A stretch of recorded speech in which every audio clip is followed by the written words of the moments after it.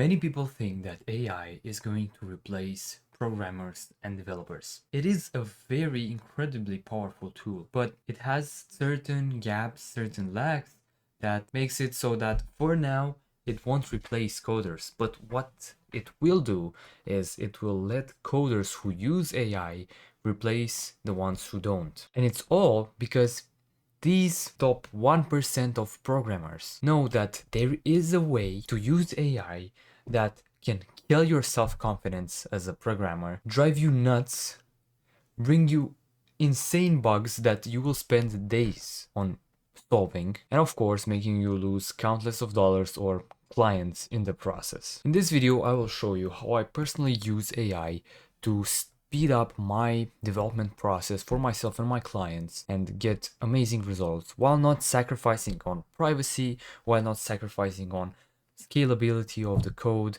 and of course while growing my own ability as a programmer with every single line of code. Productivity wise, so every time I start coding, I open up on Google Chrome, I open up these 3 tabs. I call them the big 3.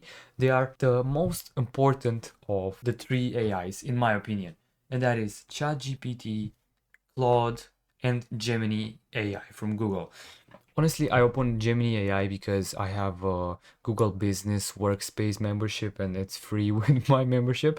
But the other 2 are actually really good, and Gemini is really good as well. And what I do is usually I start with either Claude or ChatGPT, and I ask them a question, and if they don't know the answer, I ask the other AI agent. And when I run out of AI agents that they don't know how to solve my problem, I start looking on the internet. I found that Claude is very good with technical stuff. I feel like he's a bit smarter with DSA problems, with algorithms, with optimization, with even building UIs. But I also found that ChatGPT has a larger database, I think, or a larger knowledge base, and it knows more syntax, it knows more little loopholes and things like that inside your language. At least for Flutter, that's the case, because I use Flutter, and from what I see, Claude knows how to build well in Flutter, but ChatGPT knows all the little tips and tricks and all the little syntaxes and all the little cool features of Flutter that you might not know, even like me, if you have built countless of apps with it and have been using it for a year straight. Or even for myself with C++, I've been using C and C++ for 8 years, and it still tells me things that I haven't heard of. The next thing is to ask specific questions, not broad ones.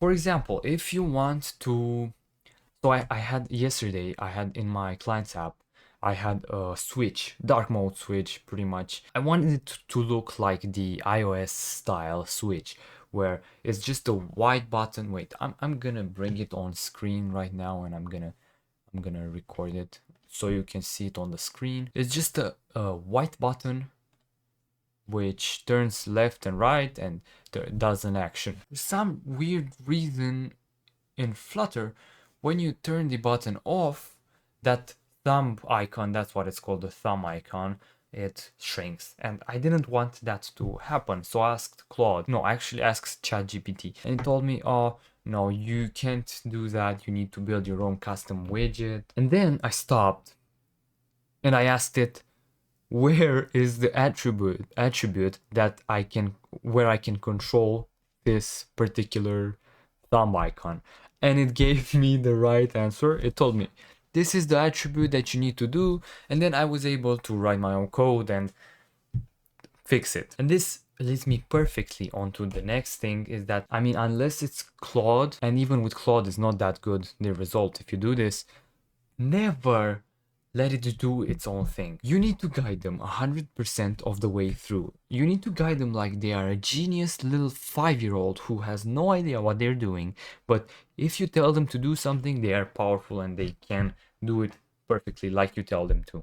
Or sometimes they don't do it perfectly, but most of the times. In here, you want to think about how AIs actually work. So they're literally just a computer program that works based on a huge database of knowledge. So you can think of like posts on Stack Overflow, on Twitter, on Google, blogs, things of that sort. It's better to this. For example, look, a few weeks ago I was working on a very hard DSA problem. It was something using the range minimum query algorithm, and I didn't know how to solve it. I had a solution for it, but I didn't really understand it. So I firstly asked the AI to give me a solution based on the content of the problem, right?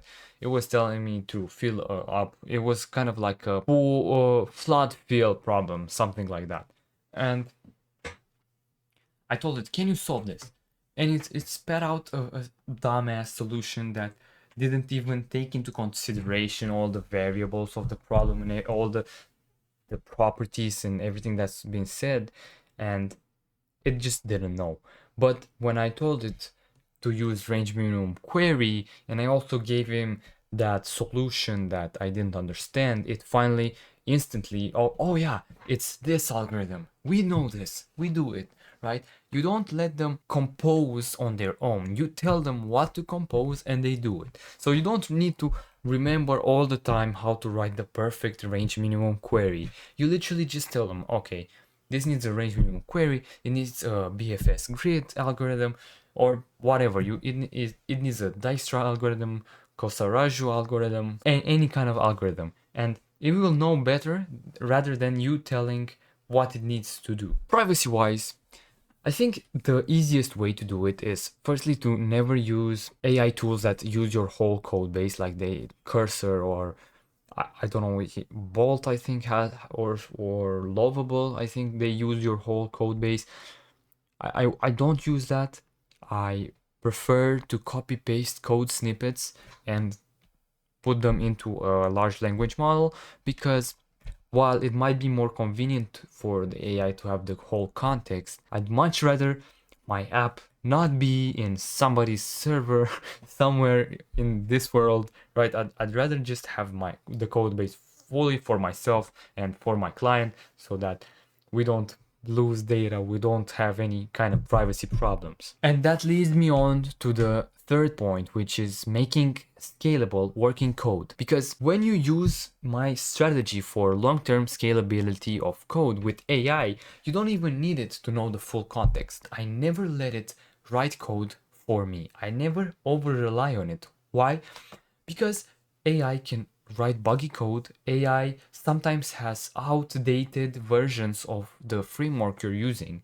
So with Flutter, for example, it can write a data type that is needed for a widget, but that data type doesn't exist anymore, and the whole thing falls apart, and you don't know how to fix it because you have no idea what's under the hood because the AI did it, and it's just a whole mess of bugs, of some things work, some things don't.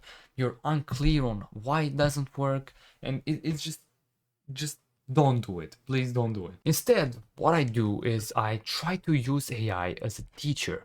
I ask him to explain concepts to me.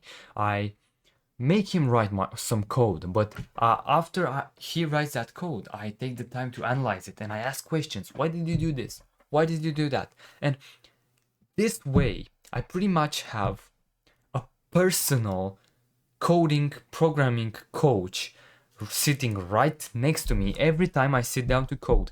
And that explodes my experience really quickly. If you have any more strategies that you use on your apps or on your clients' apps with AI, let me know in the comments. Maybe you know another tool that I don't. I'd love to hear it. And yeah, if you liked the advice, if you found this useful, like and subscribe, and I'll see you next time with another video.